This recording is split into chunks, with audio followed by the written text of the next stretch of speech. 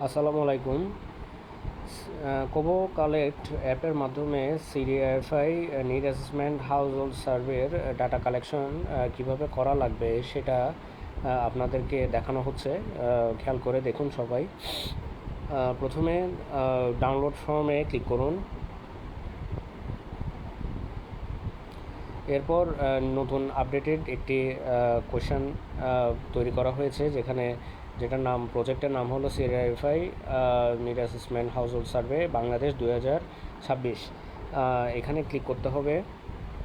Click করা হলে gate selected click করতে হবে। All download succeeded, okay. এরপর স্টার্ট নিউ ফর্ম ক্লিক করতে হবে। সেখানে CDRFI need assessment household survey Bangladesh 2026, এটা হচ্ছে লেটেস্ট ফর্ম, এখানে ক্লিক করতে হবে। হ্যাঁ, প্রথমে আমাদের ঘোষণাপত্রটি চলে এসেছে, এটা পড়ে শোনাবেন রেসপন্ডেন্টকে।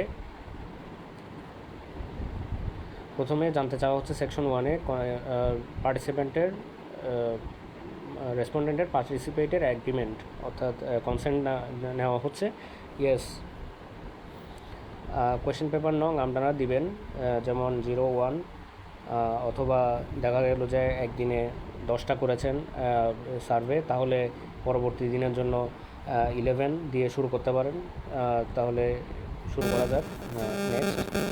তারপর এনুমারেটরের নেম আপনাদেরটা বেছে নেবেন। তো আমি র্যান্ডমলি একটা বেছে নিচ্ছি। এরপর এনুমারেটরের নং চলে আসবে, যে যার নাম দিবে সেটার অনুযায়ী। এরপর ডিস্ট্রিক্ট নেম সিলেক্ট করতে হবে। তো আপনারা যার ডিস্ট্রিক্ট সিলেক্ট করবেন, আমি এখানে একটি উদাহরণস্বরূপ র্যান্ডমলি সিলেক্ট করছি। উপজেলা সিলেক্ট করবেন, ইউনিয়ন সিলেক্ট করবেন। এরপর আরবান নাকি রুরাল, মানে এলাকাটি, আর শহরে নাকি গ্রামে, দিলাম শহরে অথবা গ্রামে। এরপর জানতে চাবে যে পরিবারটা কি গ্রুপ নাকি নন গ্রুপ। তাহলে আপনি যদি গ্রুপে সিলেক্ট করেন তাহলে এক্সট্রা কোয়েশ্চেন হিসেবে আসবে এইচএস সিরিয়াল নং। আপনারা জানেন যে আপনাদের সাথে একটি পিডিএফ শেয়ার করা হয়েছে সবার সাথে, যেখানের মধ্যে আপনাদের সবারই এইচএস সিরিয়াল নং, পরিবার ভিত্তিক এইচএস সিরিয়াল নং দেওয়া হয়েছে। তো সেই পরিবার ভিত্তিক এইচএস সিরিয়াল নংটি বসাবেন যে পরিবারে আপনারা ইন্টারভিউটা নিচ্ছেন সেই অনুযায়ী। আর যদি নন গ্রুপ হয় তাহলে নন গ্রুপের মধ্যে ক্লিক করে নেক্সট দিবেন, তাহলে ওই এইচএস সিরিয়াল নাম্বারের এক্সট্রা কোয়েশ্চেনটি আসবে না। তো আমি এখানে এইচএস সিরিয়াল নাম্বার যে কোনো একটা র্যান্ডমলি লিখে দিচ্ছি। এইচএস সিরিয়াল নাম্বারটি মূলত এরকমই হবে।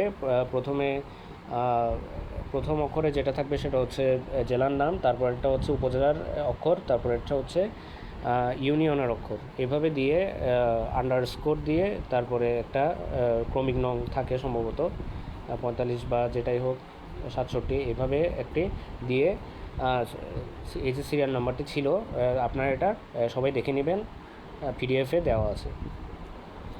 এরপরে রেসপন্ডেন্টের জেন্ডার,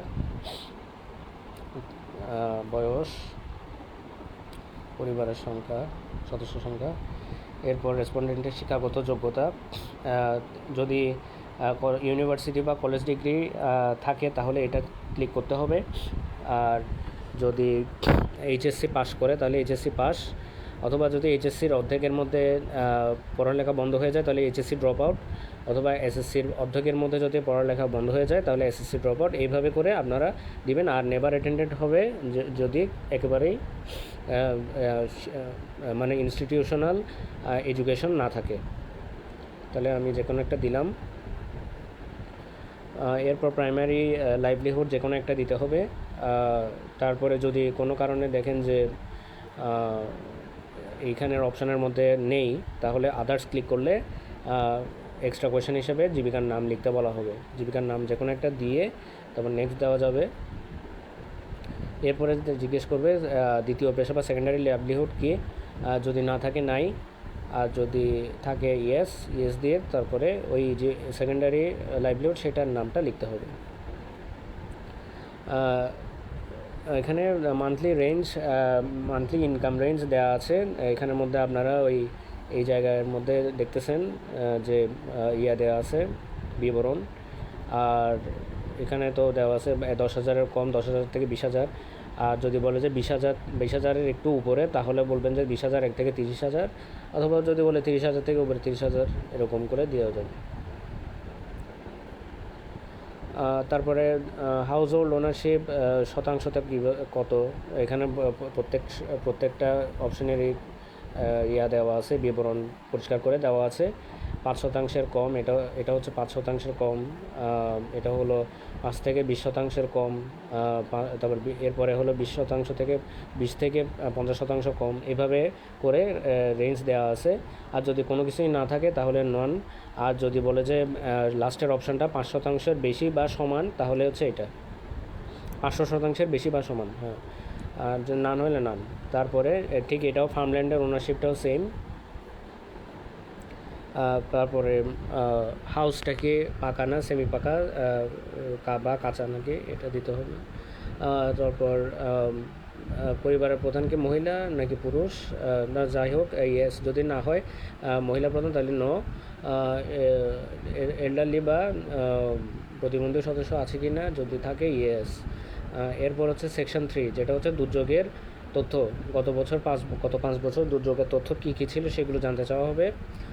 দুর্যোগের ধরন এখানে উল্লেখ করতে বলা হয়েছে। আচ্ছা, এখানে একটা বিষয় হচ্ছে, আগের সেকশনে আমরা দেখেছি যে উপরে এখানে কোনো প্লাস চিহ্ন ছিল না, কিন্তু এখানে এসে একটা প্লাস চিহ্ন তৈরি হয়েছে। এটার কারণ হচ্ছে এটা একটি রিপিটেড গ্রুপ, অর্থাৎ এই রিপিটেড গ্রুপ কোয়েশনের মধ্যে যদি ধরে নিলাম যে 8টা কোয়েশন আছে এই গ্রুপের আন্ডারে, এই 8টা কোয়েশন পরবর্তীতে আমরা চাইলে আবার পুনরায় রিপিট করতে পারবো।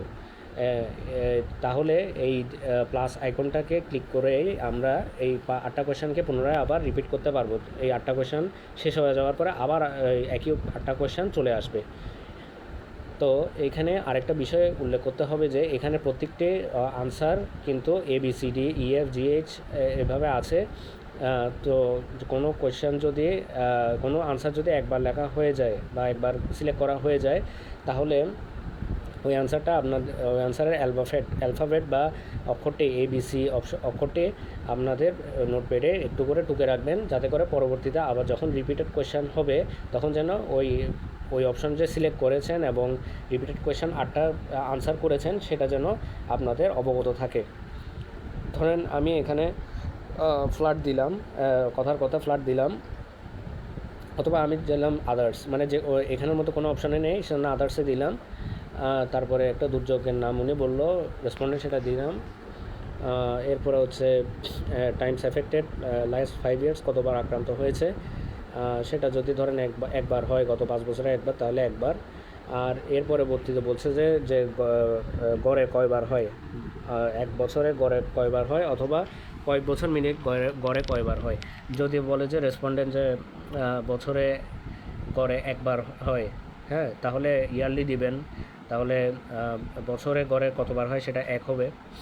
আর যদি দেখা যায় যে ধরেন বললো যে একবার যেটা হয় বা গত 5 বছরে একবার যেটা হয়েছিল সেটা মাল্টিপল ইয়ার ধরে হয়েছিল, অর্থাৎ কোনো একটা বছরে কয়েক মাস হয়েছিল আর কোনো একটা বছরে কয়েক মাস হয়েছিল, এইভাবে করে করে 5 বছর হয়েছিল। তাহলে যদি এরকম হয় তাহলে আপনি কী করবেন, মাল্টিপল ইয়ার জয়েন্টলি এফেক্টেড ফ্রিকোয়েন্সি ক্লিক করে জানতে চাইবে যে আপনাকে কয়েক বছর মিলে গড়ে কতবার দুর্যোগে আক্রান্ত হয়েছে। এটার ক্ষেত্রে আপনি কি করবেন, এখানে কিন্তু কোনো গাণিতিক গড়ের কথা আপনাকে বলতে হবে না। এখানে হচ্ছে যে আপনাকে জানতে চাইছে যে গত 5 বছরে যেই ইয়ারে সবচাইতে বেশিবার দুর্যোগে আক্রান্ত হয়েছে সেটাই আপনাকে বলতে হবে। কয়েক বছর যদি মিলিয়েও হয় সেটাও, হ্যাঁ। এখন কয়েক বছর মিলে যদি দেখা যাচ্ছে যে তিনি গড়ে 2বার আক্রান্ত হয়েছেন, হ্যাঁ, তো 2বার আক্রান্ত দেওয়া যাবে, হ্যাঁ। সেটা হচ্ছে ধরেন 2বার আক্রান্ত হওয়াটাকে আমরা এইভাবে বলতে পারি যে মাসে কোনো একটা বছরে 2 মাস, আবার কোনো একটা বছরে 5 মাস, তাহলে আমরা এই 2 দিতে পারি, হ্যাঁ। কয়েক বছর মিলে কয়বার গড়ে আক্রান্ত হয়েছে তাহলে 2, হ্যাঁ। যদিও এটার 5 বছর গড়ে একবার আক্রান্ত হয়েছে বলতেছে, কিন্তু আসলে আচ্ছা, এখানে একটা বিষয় হচ্ছে ৫ বছর গড়ে একবার আক্রান্ত হলে যদি একবার আক্রান্ত কিন্তু বছরে আক্রান্তকে আপনারা বলবেন না। আপনারা বলবেন যে গত ৫ বছরে কয়বার আক্রান্ত হয়েছে। সেটা যদি মাসিক ভিত্তিতেও আক্রান্ত হয় সেটাকেও কিন্তু ইনক্লুড করা যাবে। এই বিষয়টা একটু ক্লিয়ার করে রাখি।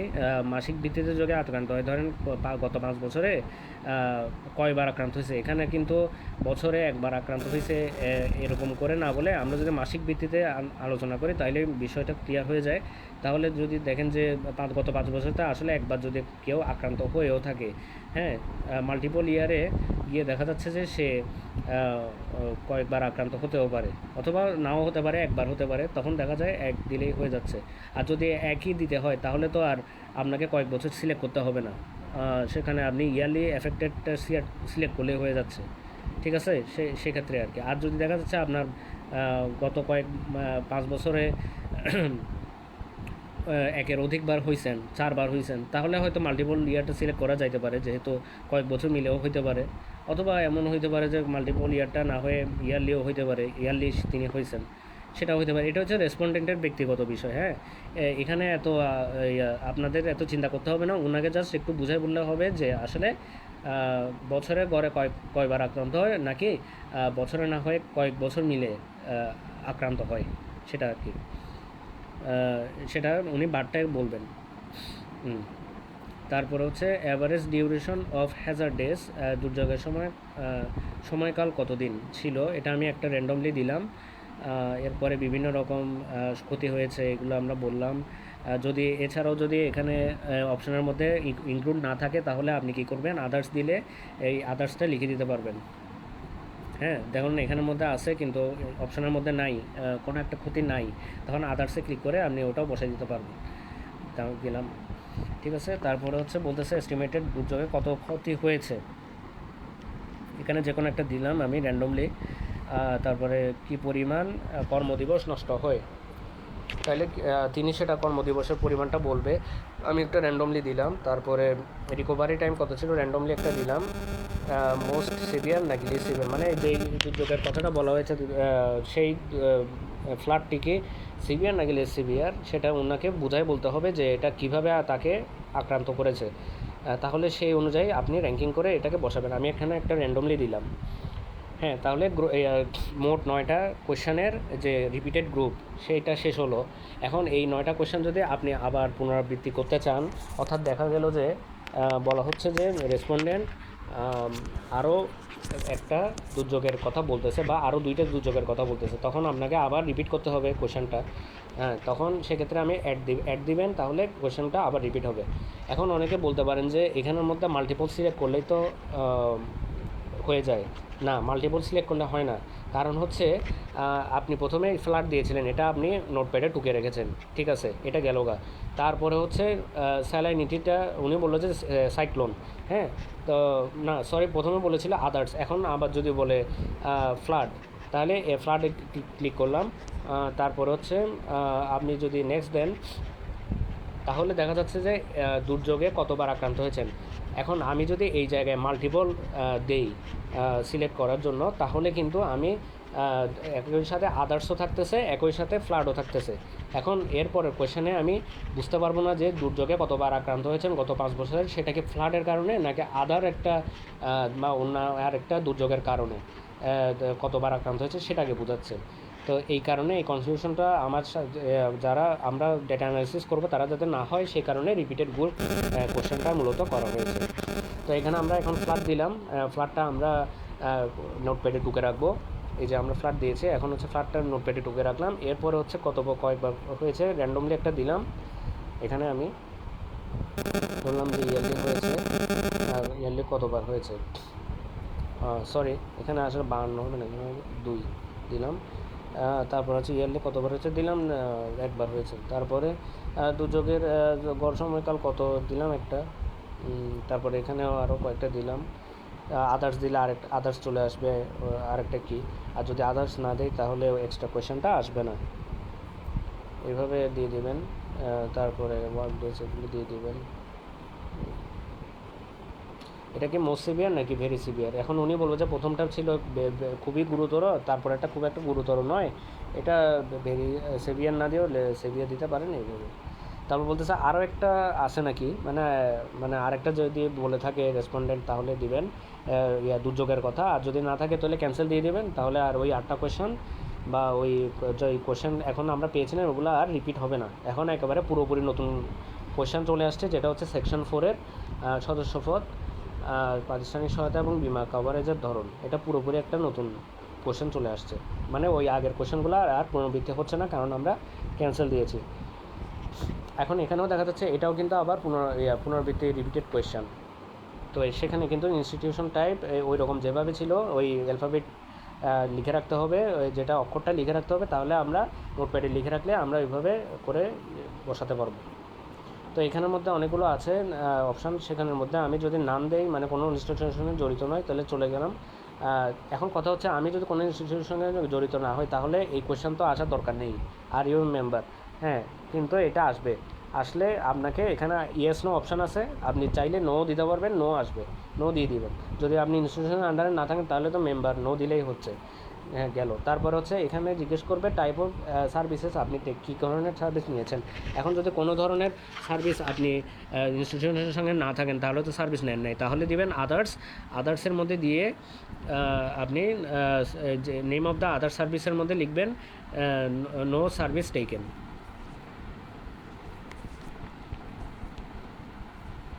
অথবা এটাও লিখতে পারেন কোনো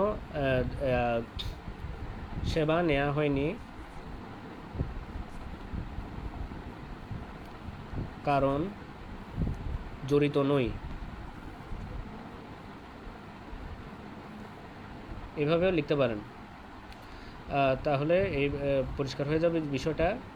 আর আরেকটা হচ্ছে এখানের মধ্যে যদি নানের জায়গায় বলে যে না আমি কোনো একটা এনজিও প্রোগ্রামের সাথে জড়িত, যেটা একটা স্পেসিফিক নাম আছে, এগুলো এখানে কোনো অপশানের সাথে নেই, তাহলে এনি আদারের মধ্যে ক্লিক করলে আপনাকে স্পেসিফিকলি ওই এনজিও প্রোগ্রামটার নাম অবশ্যই লিখতে হবে, থেকে জেনে, রেসপন্ডেন্ট থেকে জেনে এখানে লিখতে হবে।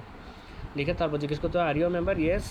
তারপরে কত বছরের মেম্বারশিপ, দেখেন এখানে কিন্তু একটা নতুন এক্সট্রা আসছে ইয়ার্স অফ মেম্বারশিপ, ইয়েস দেওয়ার পরে তো আপনি লিখে দিবেন।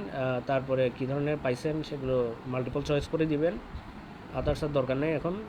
তারপরে এই ইনস্টিটিউশন কি আরও আছে নাকি, তাহলে আছে, যদি বলে আছে অ্যাড দিবেন, অ্যাডের মধ্যে কোঅপারেটিভ যদি থাকে দিবেন, ইয়েস দিবে।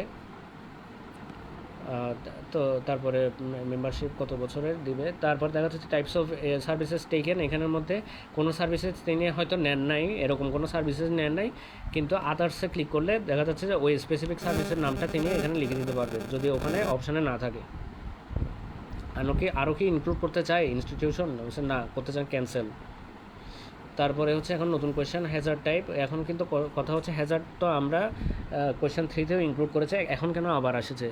এখন আবার আসার কারণ হচ্ছে ওই প্রথমে যেগুলো দিয়েছিল সেগুলোকে এখন আবার দিচ্ছে নাকি সেটা আপনি যাচাই করবেন রেসপন্ডেন্ট, অর্থাৎ রেসপন্ডেন্টের কথা কি সত্যি নাকি মিথ্যা, এই যে কথাগুলোকে আসলে কি তার মনে যেটা সেটাকে বলতেছে, নাকি মনে একটা হয়তো মুখে আরেকটা বলতেছে, এইরকম বিষয়গুলো বোঝার জন্য আসলে এই বারবার কোয়েশ্চেন রিপিট করা হয়েছে কিছু ক্ষেত্রে। এটার মাধ্যমে আসলে রেসপন্ডেন্টের মূল যেটা সমস্যা সেটা আসলে ওনাকে সত্য মিথ্যা যাচাই করার একটা বিষয় আর কি, মূল যে সমস্যা আক্রান্ত সেটা একটা বোঝার ট্যাকটিক্স এটা। তো এই কারণে আপনি জিজ্ঞেস করবেন যে দুর্যোগের ধরনগুলো আবার উল্লেখ করুন। তখন তিনি হয়তো দেখা যাচ্ছে যে এই ফ্লাড দিল, সাইক্লোন দিল, ওই আদার্সটা আর বলো না। তখন কিন্তু দেখা যাচ্ছে ওই আগে তো ফ্লাড আর সাইক্লোনের কথা আপনি বলে নাই রেসপন্ডেন্ট, তখন কিন্তু আপনি বলতে পারবেন না যে রেসপন্ডেন্টকে যে আগে তো আপনি ফ্লাড সাইক্লোনের কথা বলেন নাই, তাহলে এখন কেন বলতেছেন, এটা জিজ্ঞেস করতে পারবে না। তাহলে তো সেটা বায়াসড হয়ে যাবে বা সেটা পক্ষপাতমূলক একটা ইন্টারভিউ হয়ে যাবে। তো এই কারণে আপনি ইন্টারভিউয়ার কখনো বলতে পারবেন যে রেসপন্ডেন্টকে এইটা বলেন, ওইটা মানে ওটা কেন আগে বলেন না, এটা কেন এখন বলছেন, ওইটা জিজ্ঞেস করবেন না। উনি যেটা বলে সেটা টিক মার্ক করে নেবেন, এবং কী কারণে সেটা হয়েছে আপনি টিক মার্ক করছেন সেটার প্রশ্ন তো এখানেই আছে ফর্মের মধ্যে। আপনাকে নিজের থেকে কোনো ইনভেস্টিগেশন করতে হবে না যে কেন আগে এটা বলেন না, এখন এইটা আপনাকে করতে হবে না। তারপরে আর্লি ওয়ার্নিং রিসিভড, আপনি কি আগে থেকেই এসব দুর্যোগের সতর্কীকরণ পেয়েছেন? যদি বলে হ্যাঁ পাইছি, দিবেন।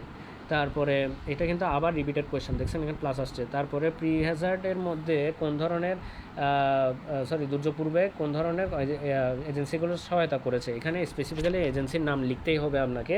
আর যদি না চায়, রেসপন্ডেন্ট না বলতে চায়, তাহলে খালি রাখলেও চলবে, কোনো সমস্যা নাই।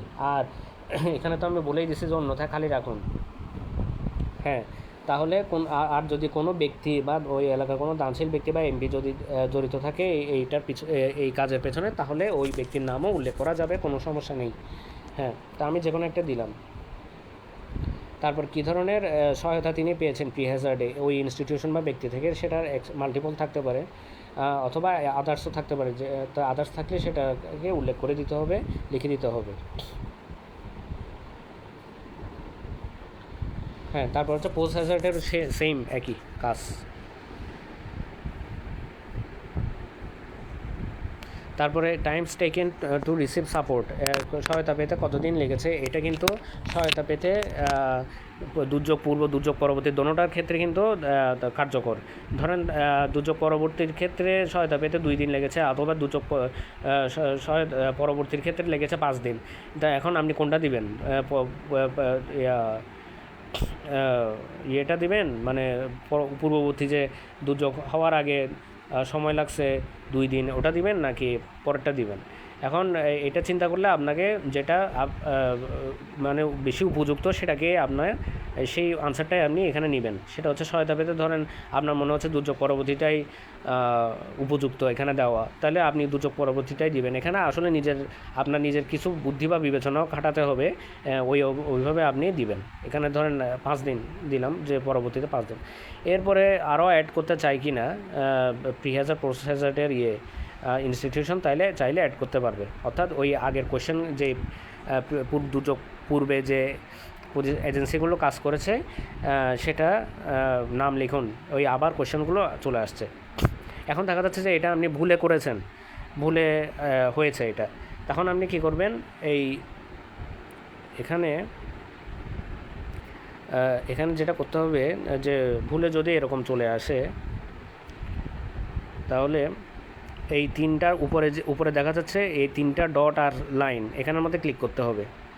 ক্লিক করে ওই ভুল যেটা রিপিটেড কোয়েশ্চেন হয়েছে সেটার এখানে করতে হবে। এই যে এখানে উপরে একটা ডাস্টবিনের একটা চিহ্ন আছে, এখানে ক্লিক করতে হবে। তারপরে জিজ্ঞেস করবে যে রিমুভ দিস গ্রুপ, আপনি কি এই গ্রুপটাকে রিমুভ করতে চান, যেটা 2 নাম্বার গ্রুপ। এই যে এখানে একটা 2 দেখতেছেন না, এটা হচ্ছে 2 নাম্বার গ্রুপ।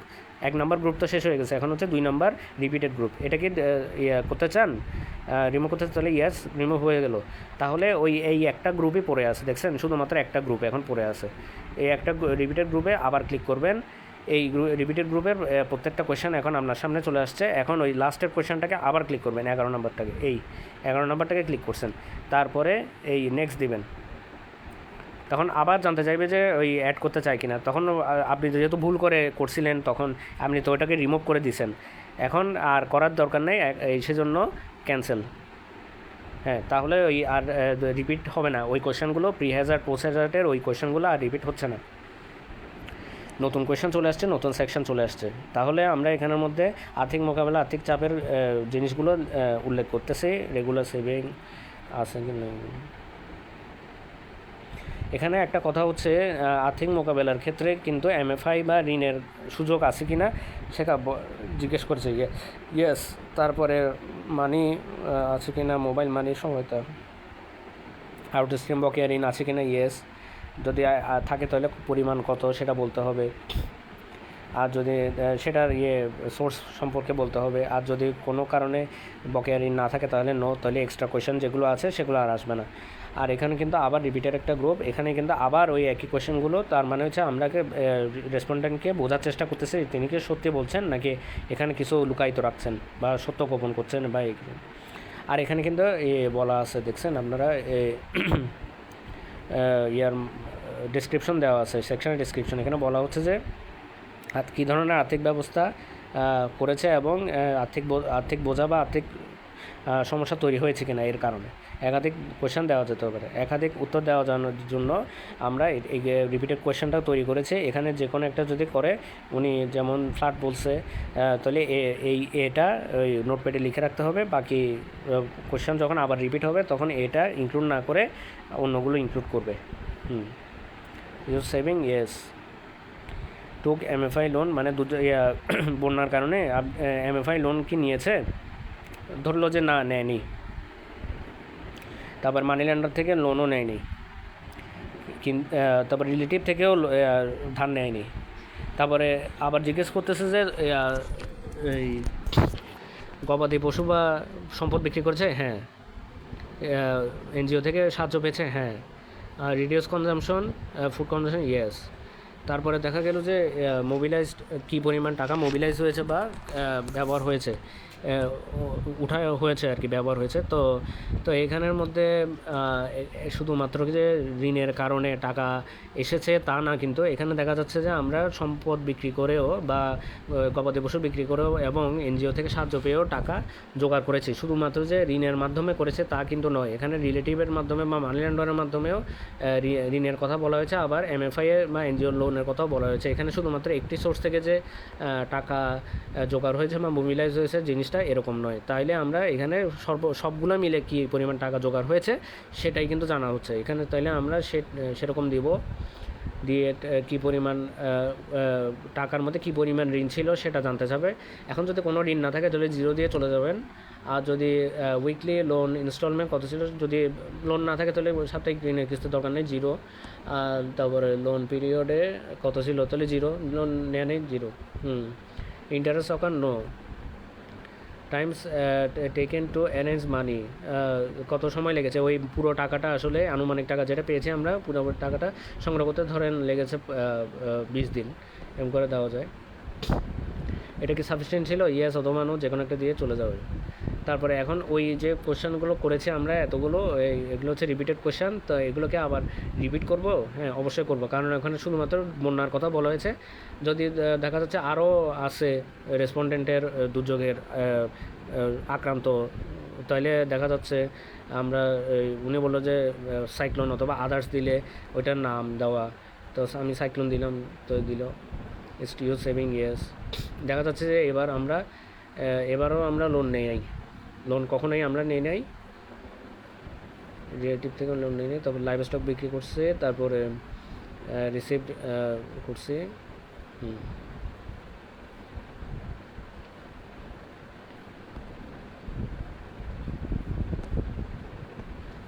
0।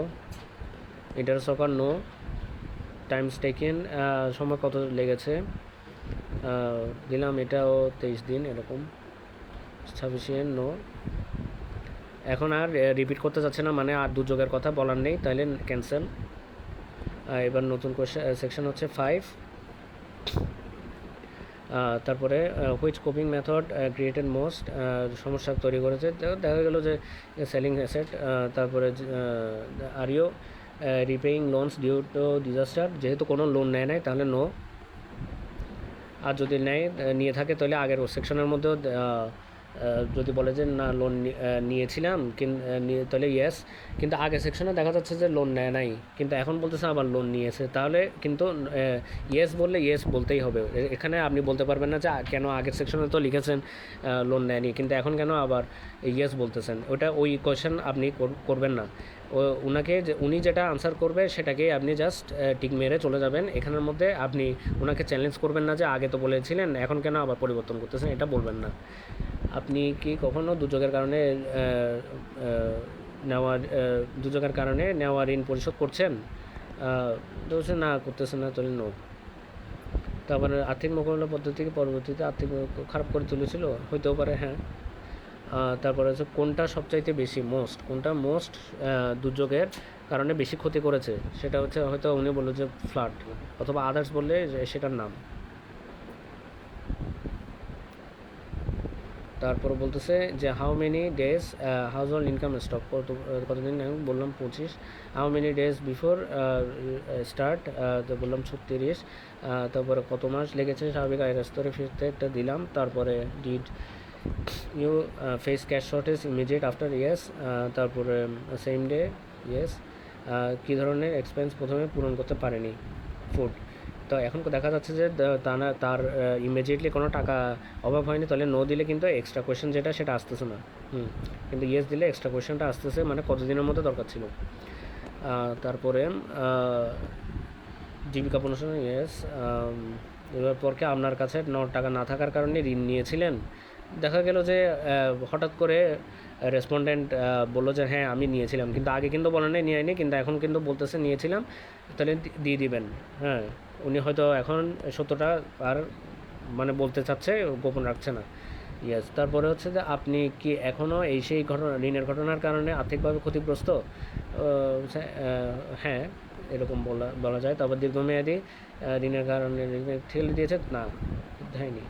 তারপরে স্কুলে যাওয়াকে বন্ধ করে দিয়েছে, যদি বলে যে না করেনি, আর যদি বলে হ্যাঁ করেছে, তাহলে বলতে হবে যে কতদিন স্কুলে বন্ধ ছিল। এখন এটা কিন্তু কোনো লং টার্ম বন্ধ না, এটা হইতেছে ওই দুর্যোগের কারণে স্বল্প মেয়াদে কতদিন বন্ধ ছিল। এটা কিন্তু একেবারে বন্ধ হয়ে গেছে বা এই কোনো কারণে চলে গেছে একেবারে অ্যাডমিশন সেরকম কিছু নয়, শুধুমাত্র নির্দিষ্ট দুর্যোগের কারণে কীভাবে বন্ধ হয়েছে সেই দিনটা জানতে চাওয়া হয়েছে এখানে। তাহলে 3 দিন হয়তো সে যাইতে পারেনি, তার সন্তান। এই দুর্যোগের কারণে কি আপনি কোনো পরিবারের কোনো সমস্যা, স্বাস্থ্যগত সমস্যা ইয়েস হয়েছে, কয়েকটা লিখে দিয়ে দিলাম। Did you incur health expense, হ্যাঁ। তারপরে কত আনুমানিক কত খরচ হয়েছে সেটা বলা। তারপরে দেখা যাচ্ছে what type of immediate support do you help most, মানে এটা আপনাকে কোন ধরনের ইমিডিয়েট সাপোর্ট করতে পারে। তার ইমিডিয়েট ক্যাশ যদি দেয়, তাহলে ইমিডিয়েট ক্যাশটা দেখা যাচ্ছে যে এর আগে আমরা বলেছিলাম যে আমরা ঋণ নিয়েছি, এখানে কোনো একটা জায়গায় আমরা ঋণের কথা বলেছি যে হ্যাঁ ঋণ নিয়েছি আগের কোশ্চেনে।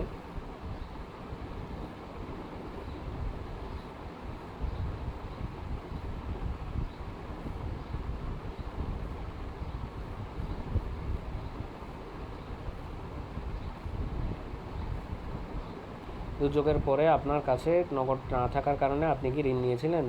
হ্যাঁ, এখানে হ্যাঁ বলার কারণেই কিন্তু ওই কোশ্চেনটা এসেছে। আর যদি কোনো কারণে আমরা না বলি, তাহলে কিন্তু তাহলে ঋণ যদি নিছে সেটা যদি বলে, তাহলে কিন্তু এই নেনি যদি বলে, তাহলে কিন্তু ওই 3.1 কোয়েশনটা আর আসবে না, 3.2-তে চলে যাবে। হ্যাঁ, তো অর্থাৎ 3 দিনের মধ্যে যদি ক্যাশ রিসিভ করে, তাহলে কি তিনি ঋণ নেওয়া বন্ধ করবে নাকি, সেটা আর কি। যদি না নেয়, তাহলে তো আর দরকার নেই কোয়েশ্চেন। আর যদি নেয়, তাহলে ওই কোয়েশ্চেনটা আসবে। তাহলে এখানে বলতেছে যে দ্রুত নিজেকে পুনরুদ্ধার করতে পেরেছেন, ইয়েস। তাৎক্ষণিক নগদ সহায়তা পান, তবে তাৎক্ষণিক নগদ সহায়তা কতটুকু যথেষ্ট হতো? এখানে জিজ্ঞেস করছে বিমার বিষয়ে শুনেছেন, বলছেন না শুনে নেই, তাহলে হচ্ছে নো। আর যদি ইয়েস হয় ইয়েস, তাহলে কোন মাধ্যম থেকে শুনেছে। আর যদি বলে যে এগুলো কোনো মাধ্যম থেকে শুনি নাই, আগে থেকে জানা ছিল, বা তাহলে নেবার। তারপরে তিনি কি বিমা কভারেজের মধ্যে ছিল, ইয়েস। তাহলে কী ধরনের বিমা কভারেজের মধ্যে ছিল সেটা বলবে। তারপরে তিনি কি বিমা দাবি কখনো পেয়েছেন, হ্যাঁ পেয়েছে, হ্যাঁ। তারপরে আর যদি পেমেন্ট টাইমলি করেছিল নাকি করেনি, হ্যাঁ করেছে। তারপরে এখন যদি দেখা যাচ্ছে যে তিনি আগেও ছিল, কিন্তু আগে ছিল বিমা কভারেজে, এখন নাই, তার সেক্ষেত্রেও আগে কোনটাতে ছিল, সময় মতো পেয়েছিল কি না, সময় মতো পরিশোধ করেছিল কিনা, সেগুলো জিজ্ঞেস করা যাবে। এখন কথা হচ্ছে যদি আপনি কখনো বিমা কভারেজের মধ্যে ছিলেন, তো যদি কখনোই না থাকে, তাহলে ওই এক্সট্রা কোয়েশ্চেনগুলো আসবে না। এখন জিজ্ঞেস করবে যে are you interested in insurance, যদি বলে যে না আমি ইন্স্যুরেন্সে ইন্টারেস্টেড না, তখন কী কারণে ইন্টারেস্টেড না সেটা উল্লেখ করতে হবে, মাল্টিপল চয়েস আছে এখানে। আর যদি বলে যে আমি ইন্টারেস্টেড, তাহলে ওইটা আসবে না, এক্সট্রা কোয়েশ্চেন আসবে না। আর যদি না বলে তাহলে এক্সট্রা কোয়েশ্চেনটা আসবে। এখন কথা হচ্ছে এরপরে জিজ্ঞেস করে আপনার কি মনে হয় বিমা কোম্পানিগুলো আসলে দুর্যোগের পরে অর্থ প্রদান করে? আমার জানা নেই অথবা করে না, এই কারণ এটা একটা বলবে। তবে আপনি কি মনে করেন বিমা বিষয়টি বোঝা জটিল? হইতে পারে জটিল হওয়ার কারণে তিনি করেন না, বা জটিল নয় তার কাছে, এরকম ইয়েস নো দেওয়া যাবে। আপনি কি এমন একটি স্কিম পছন্দ করেন যেখানের মধ্যে দুর্যোগ ঘূর্ণিঝড়ের সতর্কতার পরে সংখ্যক অর্থ প্রদান করা হবে? এটা কিন্তু বিমায় আগ্রহী হোক না হোক সবাইকেই করতে হবে। এটার সঙ্গে বিমা জড়িত হোক না হোক তাও সবাইকেই করতে হবে। কারণ হচ্ছে বিমার সাথে জড়িত না হলেও সে যদি কোনো কারণে দেখা যায় এমন একটা সিস্টেম তৈরি করা হয়েছে যে স্বয়ংক্রিয়ভাবে অর্থ প্রদান করলে বিমার মতো কাজ করবে এবং এটা তাকে হেল্প করবে, তখন দেখা যাচ্ছে যে যে কেউ যদি বিমা আগ্রহী নাও হয় সে আগ্রহ পোষণ করতে পারে। তো সেই কারণে এই ধরনের কোয়েশ্চেনগুলো বিমা আগ্রহী এবং অনাগ্রহী সবাইকেই করতে হবে। যেমন সঙ্গে তিনি করবেন, তো বিমাতে যদি স্বয়ংক্রিয়ভাবে বিমা প্রদান করা হয় তাহলে কি করবেন? বলছে হ্যাঁ। তখন দেখা যাচ্ছে করবে, মানে আগ্রহী না হলেও তখন করবে, তখন মানে তার মাইন্ড চেঞ্জ হচ্ছে। তারপরে তিনি কি সমবায় বা এমএফআই বা এনজিওর সাথে জড়িত? হ্যাঁ। তাহলে জড়িত যদি হয় তাহলে সেই স্বয়ংক্রিয় বিমাকে সেটার সাথে যুক্ত করতে চায় না, অথবা যদি হ্যাঁ হ্যাঁ। আর যদি তার কোনো সদস্যপদ নাই থাকে নো, তাহলে ওই এক্সট্রা কোয়েশ্চেনটা আসবে না। তারপরে যদি বিমা প্রিমিয়াম কম দেওয়া হয় এবং পেমেন্ট দ্রুত হয় তাহলে কি যোগ দিবেন? দেখা যাচ্ছে যে তিনি আগ্রহী ছিলেন না, কিন্তু এই কথা শুনে তিনি আগ্রহী, এখন হ্যাঁ দিবে। তারপরে কী ধরনের উইকলি পেমেন্ট তার কাছে ভালো লাগে? উইকলি পেমেন্ট মান্থলি কোন ধরনের পেমেন্ট তার ভালো লাগে? তাহলে দেখা যাচ্ছে উইকলি পেমেন্ট ভালো লাগে। আবার এখানের মধ্যে অনেকে বলছে কোয়ার্টারলি এবং সেমি কোয়ার্টারলি করা যাবে কি না। আসলে এটা স্যার বলছে না অ্যাড করার জন্য, সেজন্য আমরা অ্যাড করছি না, এই কারণে এটা অ্যাড হবে না। আর যদি নো বলে তাহলে এখানের মধ্যে ওই প্রিমিয়ামটা কীভাবে কোন সময় দিবে সেটা আসবে না। তারপরে কিভাবে পেমেন্ট করবে সেটা, এই জিনিসগুলো নোতে আসবে না। তারপরে হাউস ড্যামেজ জন্য দিতে হবে, কোনটার জন্য বেশি ভালো হবে স্বয়ংক্রিয় বিমাটা? তাহলে যদি আমি বলি লাইভলিহুড লস বা হেলথ কস্ট, হেলথের জন্য দিবে হাউ মাছ স্বয়ংক্রিয় বিমা সুরক্ষার জন্য আপনি প্রতি মাসে কত টাকা দিতে পারবেন, তখন যদি বলে তো এটা তিনি রেসপন্ডেন্টের অনুযায়ী সে দিবে আর কি। তারপর হচ্ছে আবার নতুন রিপিটেড কোয়েশ্চেন তৈরি হয়েছে, এটা হচ্ছে সেকশন 8-এর। এটা দুর্যোগের অর্থায়নে কী ধরনের প্রি সাপোর্ট এবং পোস্ট সাপোর্ট পাওয়া যায়, এখানের মধ্যে যে কোনো একটা নির্বাচন করে দিতে হবে এবং যেটা নির্বাচন করা হয়েছে সেটার এবিসিডি যে কোনো একটা প্রশ্নে টুকে রেখে পরবর্তীতে আবার রিপিটেড কোয়েশ্চেন করলে তখন ওইটাকে বাছাই যাতে না হয় সেজন্য ওই টুকে রাখাটাকে একটু করে দেখে নিতে হবে, মানে এটা টুকা হয়ে গেছে আর দরকার নেই, লিখে রাখা হয়ে গেছে। বাট হ্যাঁ, তারপরে এখানে আরেকটা জিনিস হচ্ছে যে এই কোয়েশ্চেনগুলো অনেক সময় এই কোয়েশ্চেনের উত্তরগুলো অনেক সময় রেসপন্ডেন্ট সরাসরি দিতে পারে না, তখন ওনাকে এই কোয়েশ্চেনের আন্ডারে যেই অপশনগুলো আছে সেগুলো একটু বিশ্লেষণ করে বললে হয়তো তিনি এগুলো বুঝতে পারবেন। তাহলে অপশনগুলো আপনি একটু করে বিশ্লেষণ করে আপনারা বলবেন যে স্মল ক্যাশ, ট্রান্সপোর্ট সাপোর্ট বা সেফ ওয়াটার, লাইভলিহুড অ্যাসেট, এগুলো কীভাবে প্রি হ্যাজার্ড বা প্রি হ্যাজার্ডের সময় কীভাবে সহায়তা করবে সেগুলো একটু পরিষ্কার করে বললে হয়তো ওনারা এটার আনসারটা পরিষ্কার করে করতে পারবেন। এখন স্মল ক্যাশ আমি দিলাম, এটা কি আপনার পরিবারকে হেল্প করবে? ইয়েস। কে করবে, কে প্রোভাইডার, এগুলো প্রোভাইডার মাল্টিপল হইতে পারে অথবা আদার্সও হইতে পারে, আদার্স হইলে আদার্সের নামটা লিখতে হবে এরকম। তো তিনি কোন এই যেটাকে সিলেক্ট করেছেন সেটাকে তিনি মোস্ট প্রেফার করেন নাকি সবচেয়ে কম প্রেফার করেন, সেটার উপর ভিত্তি করে র্যাঙ্কিং করবেন। তো র্যাঙ্কিং করা হলে তারপর আবার দিবেন। এখানের মধ্যে বলতেছে আবার অ্যাড করবে নাকি, বলতেছে না অ্যাড করার আর নাই, তারপরে তাহলে বাদ। তারপরে এটাও সেম ওইভাবে যাবে। এটা হচ্ছে পোস্ট হ্যাজার্ডেরটা, এটা মোস্ট প্রেফার্ড, এটা দিয়ে বলছে অ্যাড করতে চায়, বলছে হ্যাঁ করতে চায়, আরও আছে ওনার আরও লাগবে, বলতেছে এটা করব। তখন যেটা করছে সেটা বাদ, ওই নোটপ্যাড থেকে দেখে আমরা ওটাকে বাদ দিয়ে দেবো। আর কে করবে এটা দিব, এটা বলছে মাইন্ডলি করবে, না আর অ্যাড করবেন না, অ্যাড না করলে ক্যান্সেল। আর তারপর হচ্ছে ডিজাস্টারের তারপরে দুর্যোগের সময় আপনি কি তার সম্মুখীন হয়েছেন, অসুবিধা? বলছে হ্যাঁ হয়েছে। কী ধরনের সমস্যার সম্মুখীন হয়েছে, মাল্টিপল সিলেক্ট করা যাবে। Is there any person with disability? বলছে হ্যাঁ আছে। কী ধরনের ডিসেবিলিটি এগুলো বলতে হবে। আর দেখা যাচ্ছে যে একজন ওখানে ডিসেবিলিটি পারসন একাধিক রয়েছে, তখন হিয়ারিং কগনিটিভ দিলে দেখা যাচ্ছে দুইজন, একজনের হিয়ারিং আছে, একজনের কগনিটিভের সমস্যা আছে। আর দেখা যাচ্ছে মাল্টিপল দিরো, হ্যাঁ, তাহলে বোঝা যাবে যে একজনের থেকে দুইটা আছে হিয়ারিং কগনিটিভ দোনোটা। মাল্টিপল মানে একজনের থেকে দুইটা। তারপরে does disability make it harder to access support during disaster? দুর্যোগের সময় কি প্রতিবন্ধিতার কারণে সহায়তা পাওয়া কঠিন হয়েছে? বলছে হ্যাঁ। আর তারপর হচ্ছে যে আপনার পরিবারের প্রতিবন্ধী সদস্যরা কি সহায়তা পেতে বেশি সমস্যার সম্মুখীন হন? দেখা যাচ্ছে হ্যাঁ। এখন এই দুইটার কোশ্চেন একই রকম মনে হতে পারে, আসলে একই রকম নয়। এটা হচ্ছে প্রতিবন্ধিতার কারণে যদি পরিবার এফেক্টেড হয়, তাহলে হচ্ছে যে এই জিনিসটাকে পরিবার এফেক্টেডকে বোঝাচ্ছে, মানে পরিবার কীভাবে এফেক্টেড হচ্ছে সর্বোপরি। আর এটার মধ্যে শুধুমাত্র বলতেছে প্রতিবন্ধী সদস্যরা কীভাবে এফেক্টেড হচ্ছে, এখানে কিন্তু পরিবারের পুরোপুরিটা বলেনি, এটা হচ্ছে একটা শুধুমাত্র সদস্যদের মধ্যে কীভাবে হয়, মানে হয় নাকি সেটা জিজ্ঞেস করতেছে। তো এখানে পার্থক্য আছে। তারপরে হইতেছে যেখানে সাধারণ সিদ্ধান্ত কে নেয়, যদি মেল ফিমেল হয় একজন, আর যদি জয়েন্টলি হয় জয়েন্টলি। তারপরে জয়েন্ট নির্ণয় সিদ্ধান্ত ব্যবস্থা জয়েন্ট, তারপর ইয়েস। যদি মহিলা পরিবার সদস্য থাকে, মহিলা সদস্যরা ইয়েস, যদি নো হয় নো। আর আপনি যদি মনে করেন যে মহিলার সাধারণত পরিচয় ইয়েস, আর নট শিওর। তারপরে প্রাথমিক সদস্য নথিভুক্ত করা হয় তাহলে কি ইয়েস। মহিলা সদস্যকে যোগ সহায়তার অর্থ প্রদান করে স্বাচ্ছন্দ্য বোধ করবেন কি না, যদি বলে ইয়েস হ্যাঁ। তারপরে বেশি সমস্যার সম্মুখীন হন তাহলে কি হন, মানে বয়স্করা সমস্যার সম্মুখীন হন, ভূমিহীনরাও হন। তারপরে ওমেন হেডেডকে দেওয়া উচিত অগ্রাধিকার, নাকি সঙ্গে ডিসেবিলিটি অর্থাৎ প্রতিবন্ধী ব্যক্তিকে, নাকি এল্ডারলিকে, নাকি একে। তাহলে ল্যান্ডলেস পোর যদি মনে হয় ল্যান্ডলেস পোরকে দেওয়া উচিত না। তারপরে 10 নম্বর হচ্ছে could you household afford small regular amount? তাহলে রেগুলার অ্যামাউন্টকে দিতে পারবে? যদি দেখা যাচ্ছে যে না পারবে না, তাহলে না। কিন্তু আগে যখন বলা হয়েছিল যে পারবে, তখন হয়তো তিনি একটা ইনকাম রেঞ্জ দিয়েছিল যে হ্যাঁ সে 1000 টাকার মধ্যে পারবে, কিন্তু এখন বলতেছে না পারবে না, তাহলে না দিলে না। হ্যাঁ, আর যদি বলেছে হ্যাঁ পারবে তাহলে নাই। মানে আগের কোয়েশ্চেনের উপর ভিত্তি করে আপনি কখনও রেসপন্ডেন্টকে চ্যালেঞ্জ করবেন না। তারপরে ইয়েস, প্রতি মাসে কত টাকা দিতে পারবেন? হ্যাঁ, ওই কোশ্চেনটা আবার রিপিট হয়েছে। এখন দেখা যাচ্ছে যে তিনি বলতেছেন না আমি 1000-এর বেশি পারবো। দেখা গেল যে উনি আগে বলছে 1000, এখন আবার পরিবর্তন হয়ে যাচ্ছে, তার মানে কথা পরিবর্তন হচ্ছে। তারপর হচ্ছে আবার দেখা যাচ্ছে হয় নাই, তো 1000 দিতে পারবে। তারপরে উইকলি দিল যে উইকলি, এখন বলছে মান্থলি, হলে মান্থলি মানে চেঞ্জ হতে পারে। আগে বলছিল উইকলি, এখন বলতেছে মান্থলি, সমস্যা নেই। তারপরে হচ্ছে দুর্যোগের পরে যদি স্বয়ংক্রিয়ভাবে অর্থ প্রদান করে তাহলে আপনি কি অর্থ প্রদান করতে ইচ্ছুক হবেন? বলছে হ্যাঁ।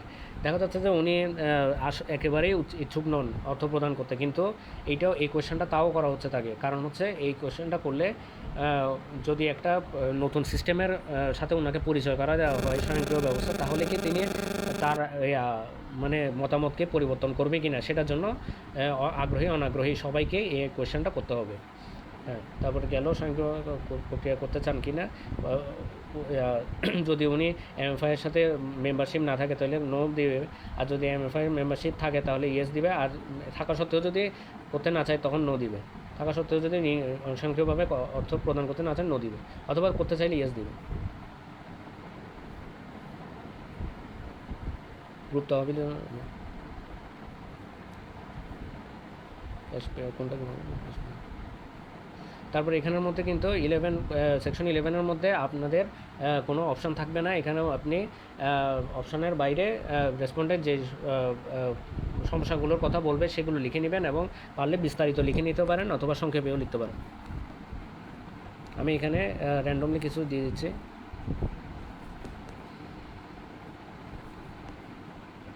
তারপরে শেষ সেকশনের মধ্যে এসে বলবে যে এখানের মধ্যে রেসপন্ডেন্ট কোনো আনসার করবে না, আপনি নিউমেটর নিজেই নিজের অবজারভেশনগুলো রেসপন্ডেন্ট সম্পর্কে যে অবজারভেশন সেগুলো উল্লেখ করবেন। রেসপন্ডেন্টকে কোনো কিছু জিজ্ঞেস করবেন না এ ব্যাপারে, তো উল্লেখ করবেন। যদি নো হয় তাহলে এখানে আর ওই এক্সট্রা কোয়েশ্চেনটা আসবে না।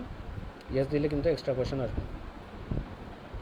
তারপরে এনিউমেটর নোটের মধ্যে আপনি লিখে দিবেন যে আমার মানে পরিবারের কীরকম লেগেছে সেটা লিখে দিবেন, অথবা বাংলা লিখতে চাইলে বাংলায়ও লিখতে পারবেন। যে কোনো সময় আপনি নিজের ভাষা অনুযায়ী নিজের দক্ষতা অনুযায়ী ভাষাটা ইউজ করবেন। মানে বাংলা লিখলে বাংলা লিখবেন, ইংলিশে লিখলে ইংলিশে লিখবেন, তবে বাংলা ইংলিশ মিশায়ে লিখবেন না। আর কথা হইতেছে ওই বাংলিশ ওয়েতেও লিখবেন না। যেমন আমার ভালো লেগেছে, আমার রেসপন্ডেন্টের উত্তর ভালো লেগেছে, রেসপন্ডেন্টের এর আনসার ভালো এইভাবে লিখবেন না, এইভাবে লিখলে সমস্যা হবে, আমাদের বুঝতে সমস্যা হবে, এইভাবে লিখবেন না।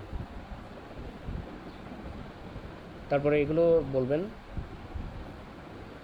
রেসপন্ডেন্টের নাম দিবেন, রেসপন্ডেন্টের সিগনেচার, একটা খাতার মধ্যে রেসপন্ডেন্টের সিগনেচার নিয়ে তারপরে পিকচার নেবেন, টেক পিকচারে ক্লিক করবেন। টেক পিকচারে ক্লিক করে এখানে ক্লিক করলে পিকচার তোলা হয়ে গেল, টিক মার্কে ক্লিক করবেন। টিক মার্কে ক্লিক করার পরে নেক্সট দিবেন। তারপর ইন্টারভিউ ডেট সিলেক্ট করবেন। তারপর সিলেক্ট টাইম ঘন্টার টাইম এভাবে স্ক্রল করে মিনিটের টাইম স্ক্রল করে নেবেন। তারপরে এগুলো তো আছেই, একইভাবে নিউমারেটরের সিগনেচার নেবেন।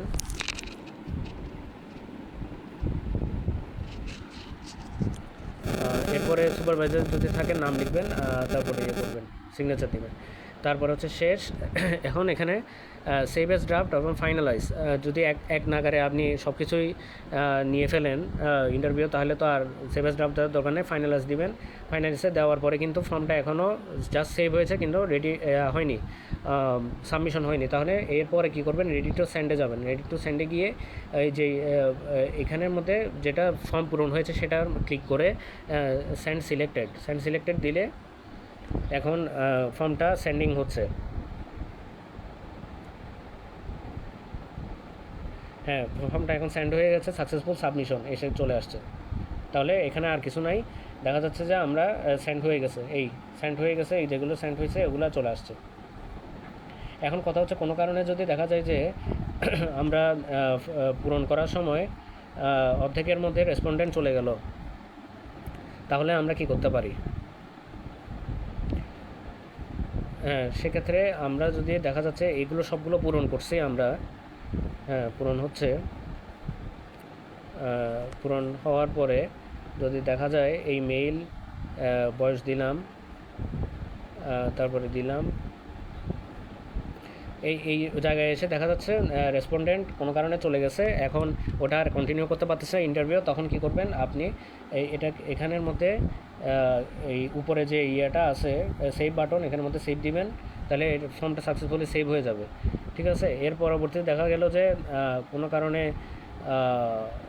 এটা হইতেছে মূলত আসলে এই সেভটা দিয়ে অনেক সময় কোনো কারণে যদি ভুলবশত বা কোনো কল আসার কারণে যদি ইয়েটা ফর্মটা যদি মিনিমাইজ হয়ে যায়, তখন এই বাটন উপরের যে সেভ বাটন সেটা দিয়েও আসলে সেভ করলে অনেক সময় মানে এই যতটুকু আনসার আপনার কালেক্ট হয়েছে সেটা সেভ হয়ে যায়। অনেকটা বলতে গেলে ওই মাইক্রোসফট ওয়ার্ডের সেভ বাটনের মতো সেভ, মানে সবসময় সেভ করে এটা বারবার টিপ দেওয়া আসলে মানে বা সিলেক্ট করা আসলে ঠিক, যাতে করে সেভ থাকে সবসময়, এটা আর কি, তা যাতে করে থাকে। আর যদি কোনো কারণে দেখা যাচ্ছে রেসপন্ডেন্ট আর আসছে না, তখন আপনি কি করবেন, এই এটাকে ক্লোজ করে ফেলবেন ফর্মটাকে। তখন আপনি এই নিচে ক্লোজ করার বাটনে ক্লিক করে সেভ অ্যাজ ড্রাফট দেবেন।